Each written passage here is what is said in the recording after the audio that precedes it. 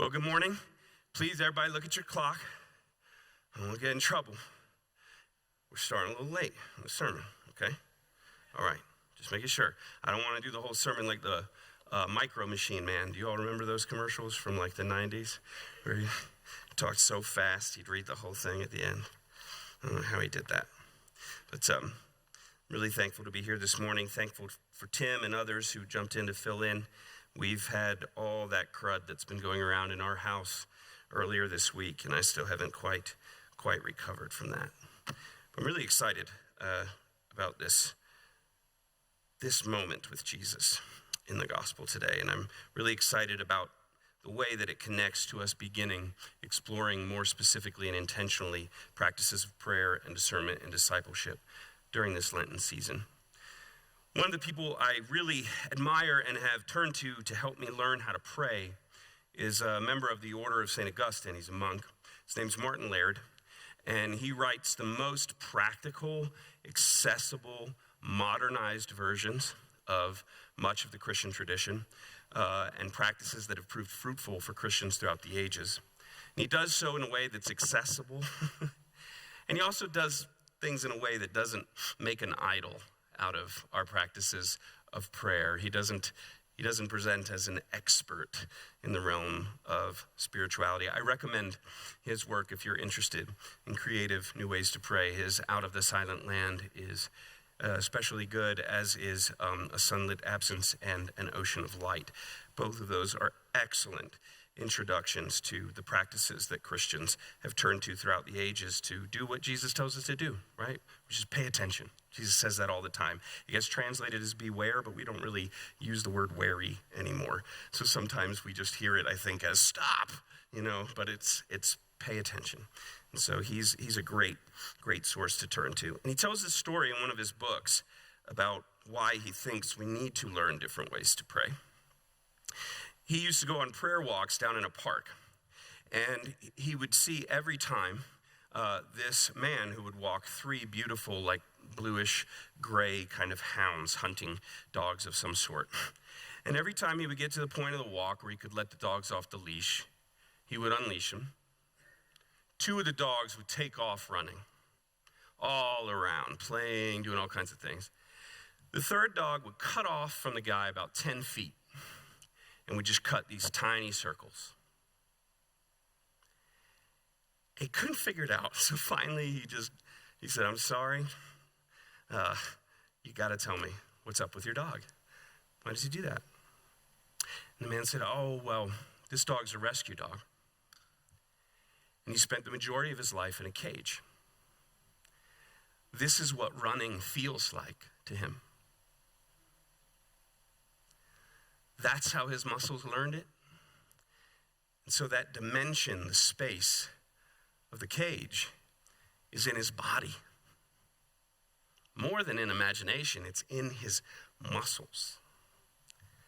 And I want to hold that as we read this scripture. I'm going to come back to that image in this sermon as we encounter Jesus. I want to think about cutting those small circles and it feeling like running. Would you please stand with me? Your part's in yellow. And I've lost my glasses, folks. I need to find them. Somebody asked me if I had contacts. I said, nope. And when Jesus entered Peter's house, he saw his mother-in-law lying sick with a fever. He touched her hand, and the fever left her. She rose and began to serve him. That evening, they brought to him many who were oppressed by demons, and he cast out the spirits with a word and healed all who were sick. This was to fulfill what was spoken by the prophet Isaiah. He took our illnesses and bore our diseases. Now, when Jesus saw a crowd around him, he gave orders to go over to the other side. It's interesting to watch Jesus run away from crowds. Something to think about. And the scribe came up and said to him, "Teacher, I will follow you wherever you go." And Jesus said to him, "Foxes have holes, and birds of the air have nests, but the Son of Man has nowhere to lay his head." Well, another disciple said to him, "Lord, First, he literally says, permit me. Lord, permit me to go and bury my father. And Jesus said to him, follow me and leave the dead to bury their own dead. And when he got into the boat, his disciples followed him. Please be seated. As I go into this reflection on the scriptures, I want to ask you to please try and hook back to the wonderful sermon Stephen gave us. We did the Sermon on the Mount a little out of order, so I also want to invite you to jump back to the sermon before that, where we looked at the end of the Sermon on the Mount, where Jesus leaves people amazed by his authority, seeming to be rooted in something other than the social structures around them, but coming somehow from the very will of God. And the way that he urged them to accept him as a prophet, right? The prophet greater than Moses, and to not accept other prophets, Jesus himself in his flesh, revealing who God is, his character, his heart, his love, his will. And exhorting the prophets to be people who pay attention to the fruit. You'll know a tree by its fruit, he says, so you'll be able to know whether someone is truly my servant. And he says, some will say, Lord, Lord, and he will say, I never knew you. Jesus introduced them to a world where it's going to be possible to believe Jesus is the Lord and to not bear fruit. And he warns his disciples to watch for that. And as we've come away from that story and left the Sermon on the Mount, it's the beginning now of Jesus' ministry to his disciples. He's forming his disciples, and now they're watching that authority. So as they move out from the Sermon on the Mount, the first thing that happens is a centurion comes, right? Jesus, who had just preached about loving your enemies, here comes the oppressor. And this soldier says, listen, I know how authority works, Jesus. I know how power works. I tell somebody to do something, they do it.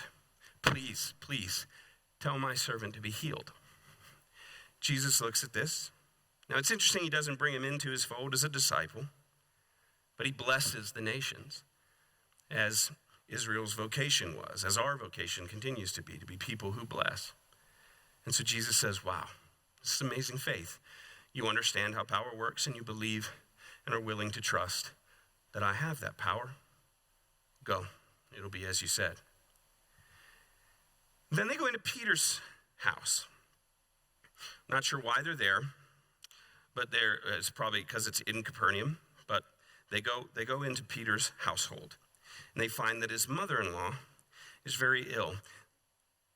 Peter didn't know she was ill, right? The word they use is not laying on bed like you would typically use in Greek. Rather, it's balein or balo. This is to be cast down. This is like what Jesus does when he casts the spirits out, right? Or when you throw somebody down. It's as though his mother-in-law was unexpectedly struck ill while they were away. But Jesus touches her. The fever leaves her. She's restored. She's raised and to serve him. And I want us to imagine being a part of this band of disciples as we're with Jesus, journeying through these things. So we see the Roman soldier, blessed, healings, authority.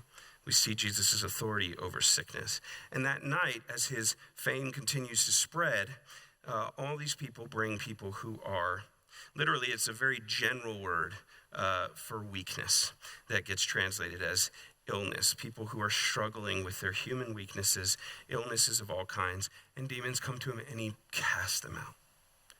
And the disciples are seeing this. Then, as Jesus sees those crowds, and as I said, feels like, oh, we better get some space. Jesus is always worried about maintaining space to form his disciples, right? So he says, let's go, let's get out of here. And so they travel a little distance away, and one of those scribes we've been talking about a lot comes along. Now remember, scribes are people who were educated, and they would typically seek patronage. What they would do is they would look for a Pharisee or somebody else who amassed power essentially by becoming influential and trusted by a large number of people. In fact, we live in a world where we have things called influencers. That's very much how a Pharisee or a rabbi would go about coming to have social credit and social power, is that they would come to be trusted by many people, to be a guide and to be a teacher. And the person who would come and be a scribe for them would get a share of that social credit. Would get a share of the benefits that come from that. And so as this scribe comes and says, listen, I looked at all the teachers. You're the one I want to apprentice. You're the one I want to serve. Jesus, probably knowing his education, first of all, that's why he appeals to the Son of Man. We'll get there in a second. But knowing that he probably requires to some degree this patronage, he wants to warn him. He looks at him. He doesn't say no. But he says, listen, there's something you should know. Foxes and birds, animals of this world, sometimes seem to belong more than I do. If you're looking for social belonging, it might not be where this is headed. Doesn't tell him not to come. Doesn't tell him to go find another teacher. He just wants him to know. But he also tells him that the person who's going to experience this unbelonging is in fact the Son of Man. That is a loaded term, a freighted term. The scribe would have caught it. The Son of Man, as we've talked about before, comes from Daniel. Daniel chapter 7.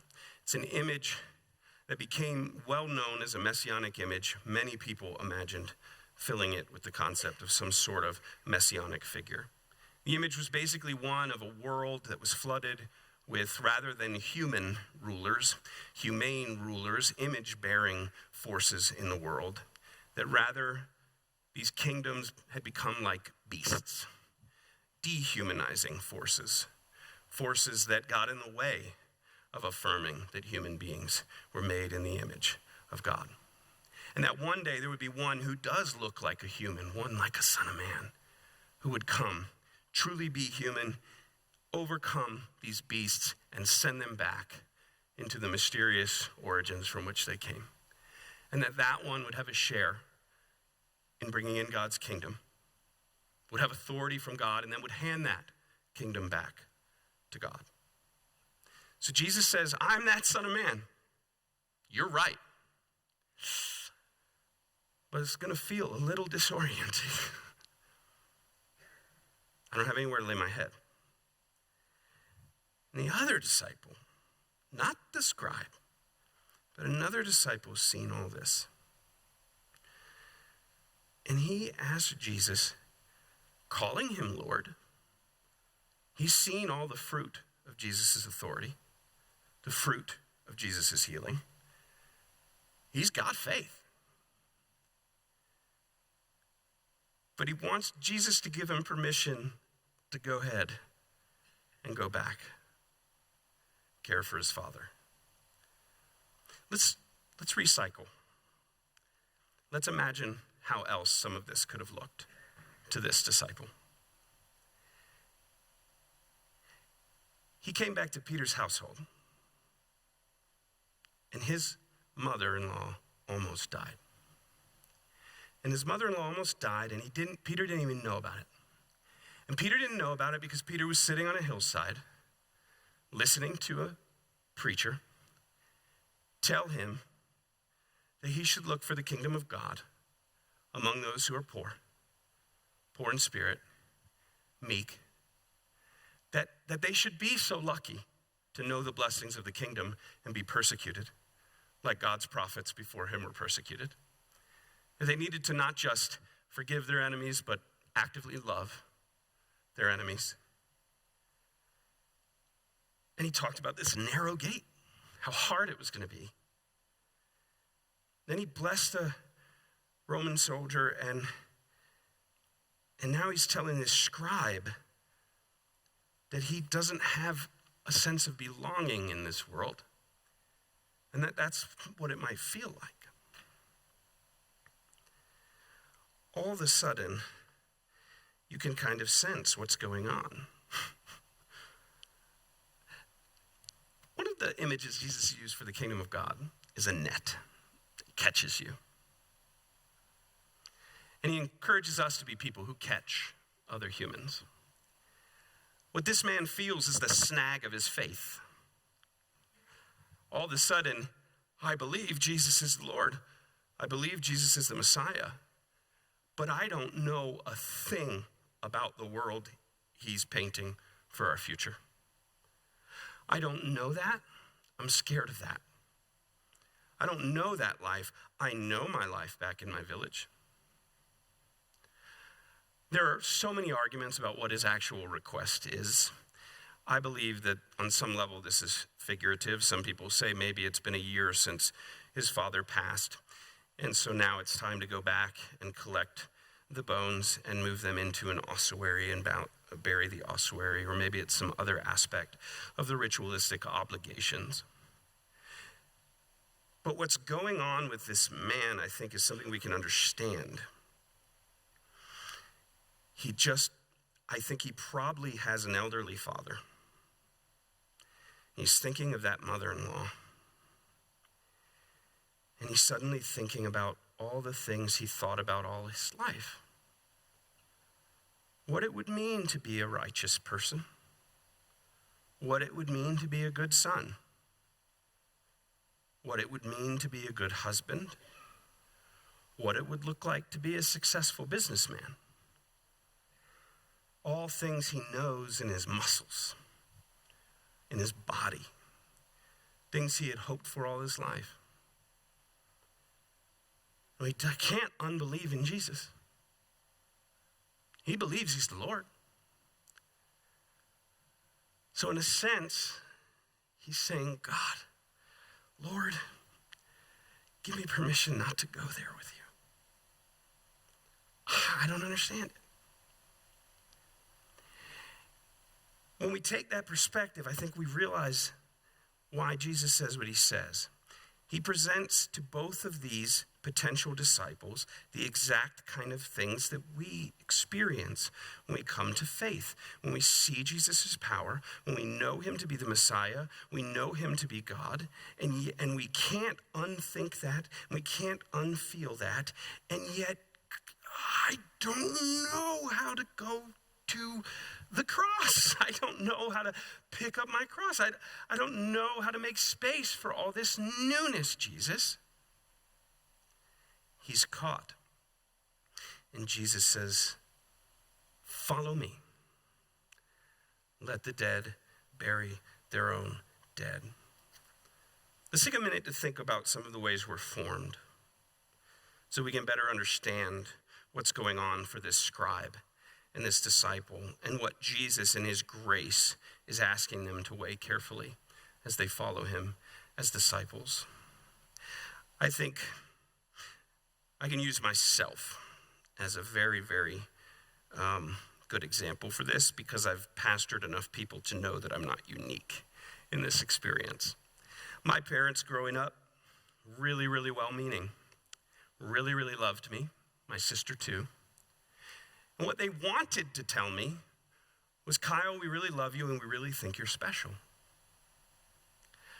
But what they would often say is, boy, you're really gifted.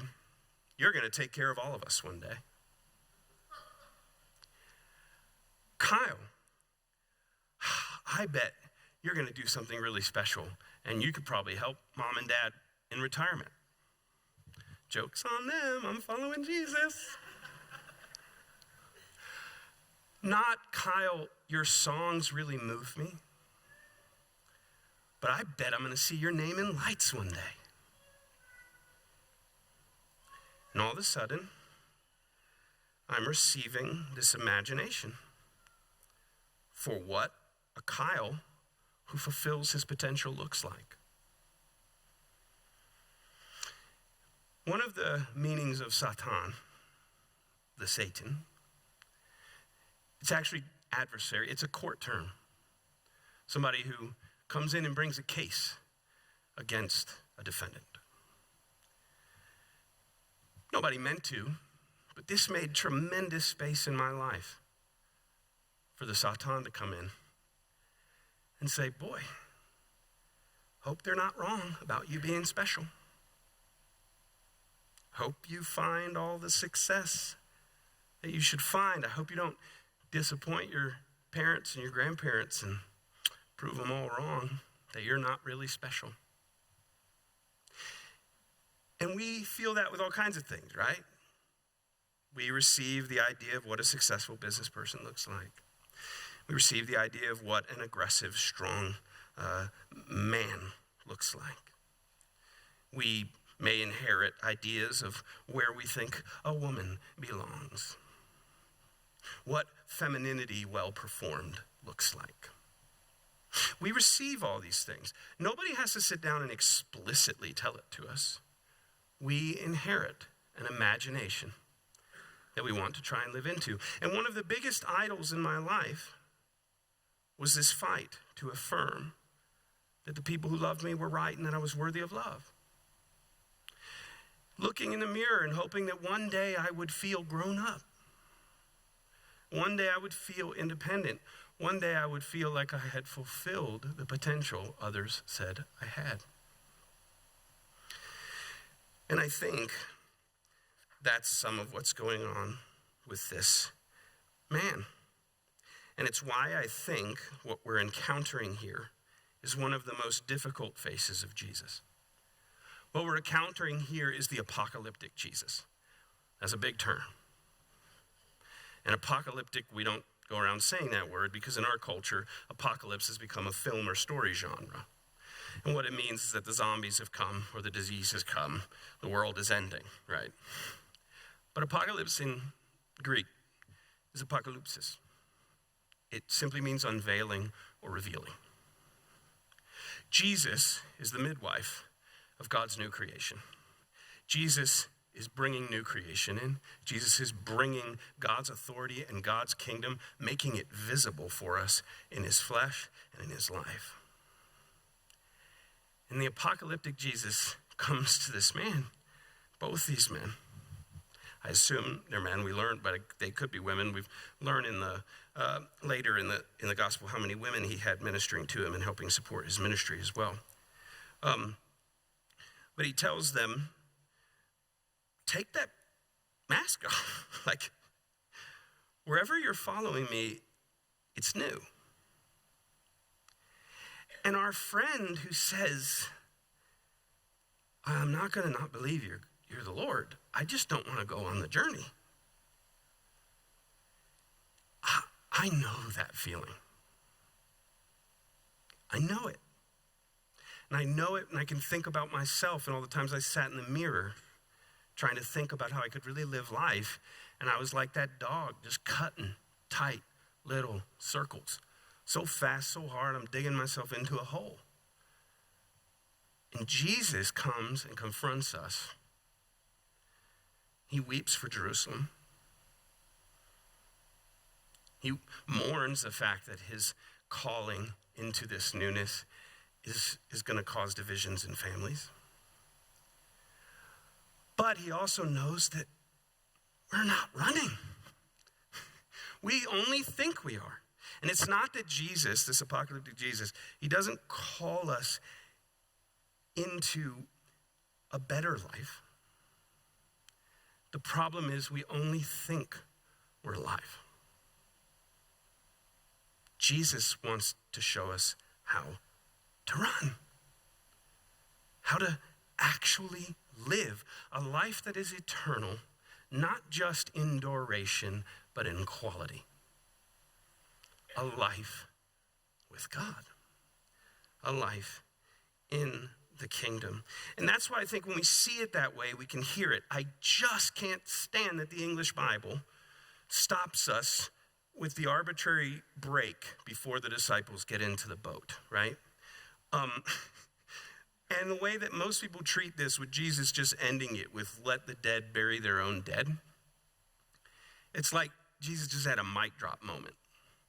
Like, let the dead bury their own dead. Bam. Come on. But that misses what a grace it is. Jesus doesn't lie. He doesn't want his disciples to make the mistake of thinking that the experience of loss and the experience of unknowing is an obstacle to discipleship. Rather, they're a fundamental part of the experience of discipleship. Jesus was born to a particular family. Jesus was born and spoke a particular language. Jesus lived in a particular village. Jesus inherited all of these same obligations. And Jesus knows that not all of those things he picked up really have anything to do with life with God. Jesus has to go throw those beasts back where they came from and show us how to live. And that's why this is such grace. That's why I think Matthew wants to draw our attention to Isaiah in this passage. Matthew uses this language for fulfillment. It's pleroo in Greek. It often gets translated as fulfillment, and we think of it as like prediction. Somebody said the 49ers were going to win, and now they're wrong. Or somebody said KC's going to win, and if it comes true, their prediction was fulfilled. But it's not quite like that. It's filling up with meaning, filling up the hope of the scriptures. And Jesus is the only one, I've told you many thought of the Son of Man as a Messiah. Pattern. Jesus is the only one who ever took the suffering servant from Isaiah and put it together with the Son of Man. Matthew wants us to see that Jesus in his presence is filling up these hopes. And at the beginning of the gospel, you'll remember what was filled up by Jesus? The idea that we would have God with us, God Emmanuel. So you have this suffering servant, God with us. Matthew wants us to see that Jesus is not here, some terrible taskmaster, saying everybody's got it wrong, go figure it out. But he's offering his whole life in service to teach us to run, to live life, to have life. And he's giving his whole self, bearing our weaknesses, bearing in our illnesses. He's God with us. We can see God's love, God's heart, God's presence, God's kingdom in the flesh. And this is a mystery, church. I have to be like Paul. This is a mystery. I don't understand how Jesus is the Son of God, which is different than the Father. That Jesus knows more than the average human, but doesn't seem to know everything the Father knows. I don't understand it. But that's what Paul means when he talks about mysteries. It's something revealed. It's something you see. It's something you trust enough to participate in it even though you don't understand it. And Jesus, as he looks at this man who's afraid of what he doesn't know, Jesus is not standing there as one who knows everything. This is part of what I mean about bearing our illness.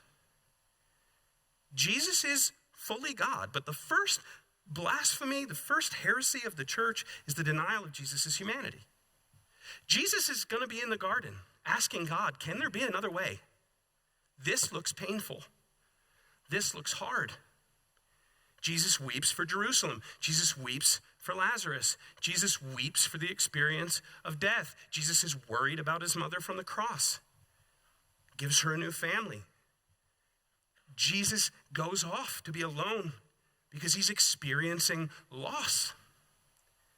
Jesus goes off to pray because he needs to focus on the Father. Jesus is with us in this experience of entering into God's kingdom. Jesus is the king of that kingdom. Jesus, that's why we talk about him bearing all of our sins and being punished for our sins, is because actually the reason we put Jesus on the cross is because Jesus ran so beautifully, it made us all feel bad about the tiny circles we were cutting. And we thought it would be easier to just get rid of the image of God than to realize that we are not bearing that image in our lives. So his religious community kills him for blasphemy. Go figure.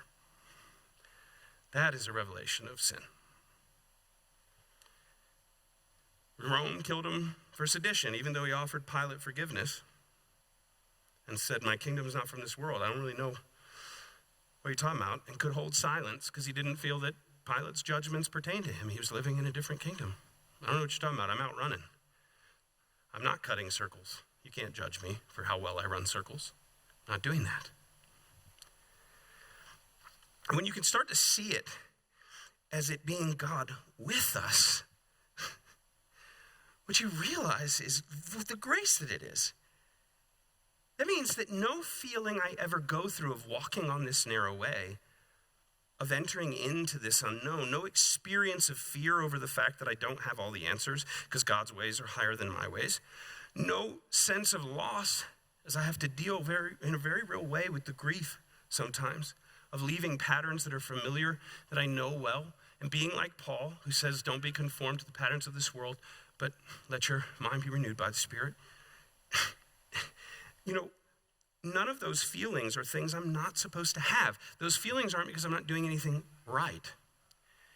And Jesus wants to show us how to help us in those feelings to be aware that God is Emmanuel, God with us. So God gave us our emotions. Every experience you have of trying to follow Jesus along this way is an opportunity to better know God and better be known by God. And to ask yourself, when you feel disoriented like either of these disciples, afraid of a future without social credit, or longing for a past where you know better in your body how life is supposed to feel, you can ask yourself, did Jesus feel this way? Where did Jesus feel this way? That's what we mean when we say Jesus is the bread of life. That's why we eat and drink his body and his blood. I want to learn how to run, how to really live life, I want to eat it all. I want to receive it for the gift that it is. Because for all the uncertainty that may remain, and I do think we as humans need to get better at confessing what we don't know, practice being human so that God can be God. We know for sure that the life Jesus lived was the faithfulness and the righteousness of God in human flesh. We know that it led to resurrection. The beasts did not keep him down. Jesus rose and conquered sin and death. It's a mystery. It's revealed.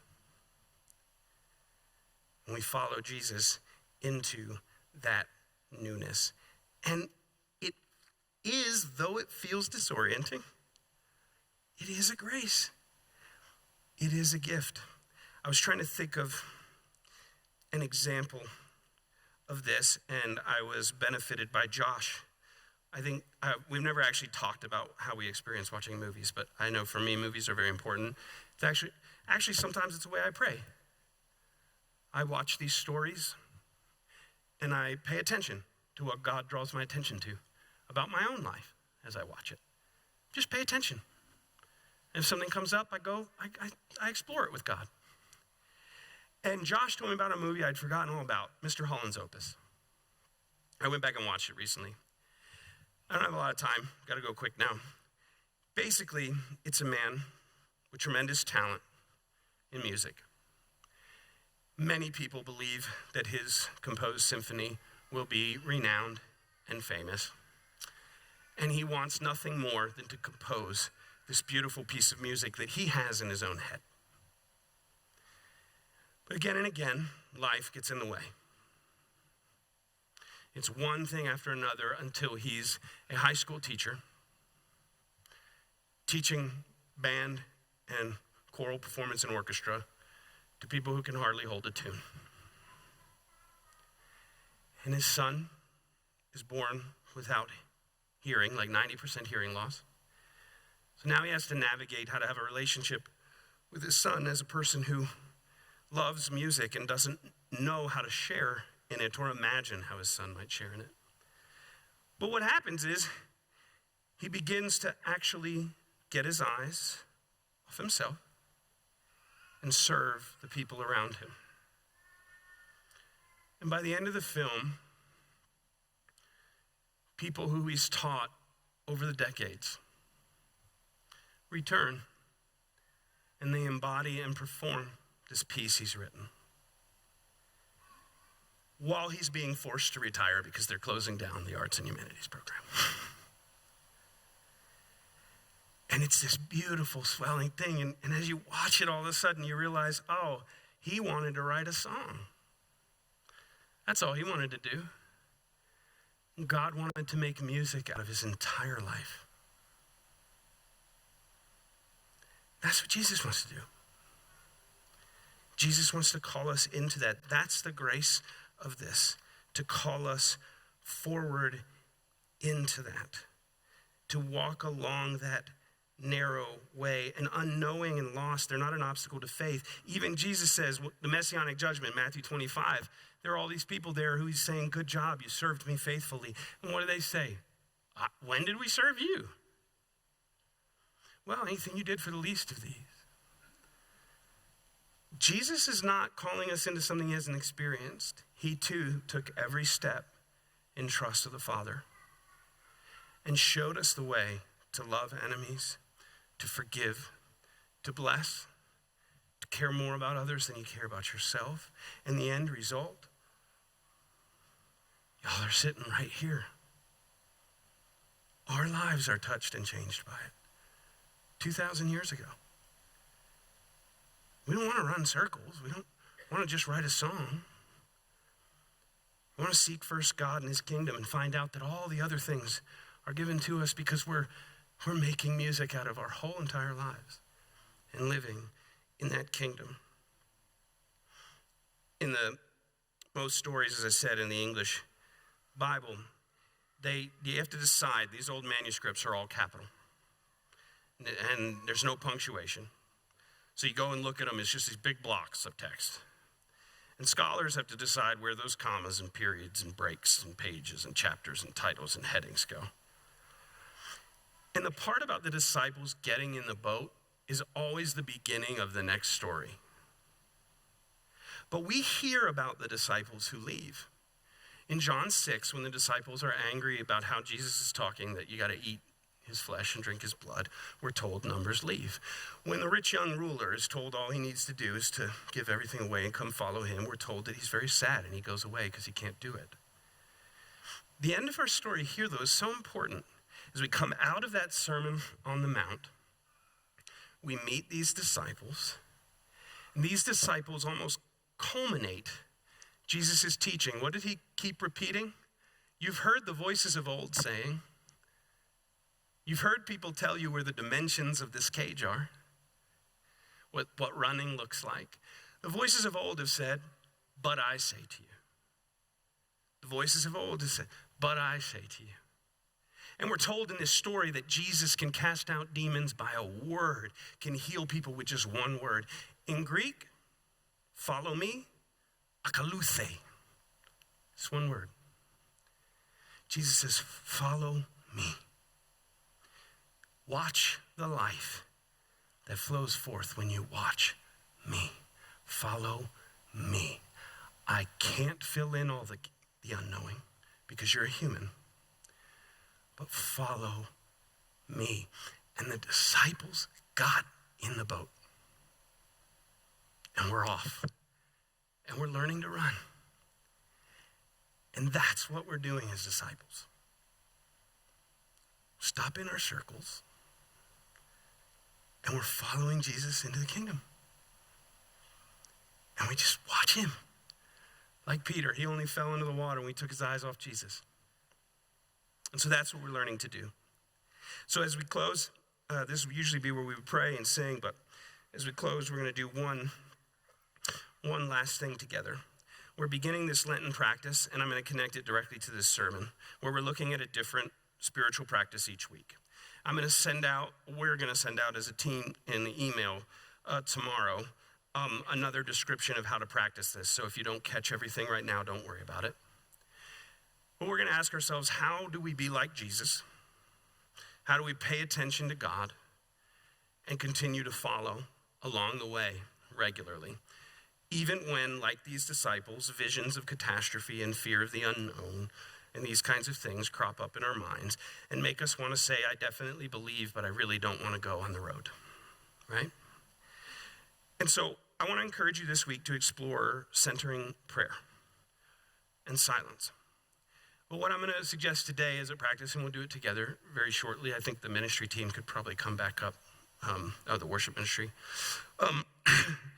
is we're going to practice using a breath prayer to bring us back to stillness and quiet so that we can be aware of the God who is with us, who is present always in every experience we have. And so what I want you to think of is, you know when videos play in your brain, you don't even realize it, and all of a sudden a whole scene is played out, an argument, a job loss, like a victory in a soccer game from like 12 years ago when you used to play soccer or something. You don't even realize it, but your head has all of a sudden put together a whole movie scene. This week, when those movie scenes start to play in your head, and if you ever notice, those movie scenes make you feel real emotions in your body. Right? Pay attention. When it starts, we're going to stop it. Because we just want to be present with God. And so what I want to invite you to do is, I'm going to give you the Jesus prayer today. Practice it this week. If you have experiences of it, whether they're meaningful or frustrating, share them. Because we'd love to share it from up here. We want to be disciples who are learning not just from the scriptures, but from our experience of looking for the kingdom and experiencing God as we do so. So this week, anytime those videos start to play, I want you to try to return to presence and become aware of God's presence by stopping the video and just repeating, Jesus Christ, Son of God, have mercy on me, a sinner. I actually, when I do it quietly in silence, I can breathe in and out on each one. I've done it so long in silence that I don't realize I can't breathe that way when I'm saying it out loud. So it's Jesus Christ, Son of God, have mercy on me, a sinner. If you don't like that prayer, use the Lord's Prayer. If you don't like that prayer, pick a verse from Scripture. Just say, Jesus, Jesus, Jesus. Say Emmanuel, God with us, whatever it is. But let's stand together, and we're going to actually end our time of worship with that. We're going to practice together. I'm going to say it once on my own, and then I'd love it if you all would say it with me for the last 3 times. Just pay attention to your body, and let's become aware together of God's very real and active presence in this place. And then we can go on this week and practice it so that we too can consistently say, wait, nope, let's get in the boat. Let's get in the boat with Jesus. Here he is right here. Jesus Christ, Son of God, have mercy on me, a sinner. Jesus Christ, Son of God, have mercy on me, a sinner. Jesus Christ, Son of God, have mercy on me, a sinner. Jesus Christ, Son of God, have mercy on me, a sinner.